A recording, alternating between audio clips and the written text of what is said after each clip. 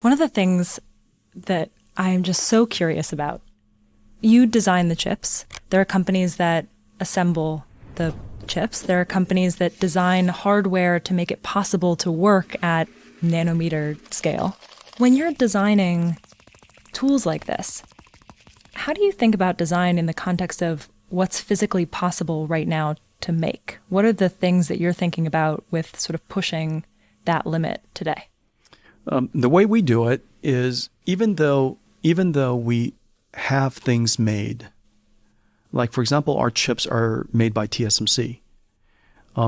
Even though we have them made by TSMC, we assume that we need to have the deep expertise that TSMC has. And so we have people in our company who are incredibly good at semiconductor physics, so that we have a feeling for, we have an intuition for what are the limits of what today's semiconductor physics can do. And then we work very closely with them to discover the limits, because we're trying to push the limits. And so we'll discover the limits together. We do the same thing in system engineering and cooling systems. It turns out plumbing is really important to us because of liquid cooling, and maybe fans are really important to us because of air cooling. And we're trying to design these fans in a way almost like, they're aerodynamically sound so that we could pass the highest volume of air, make the least amount of noise.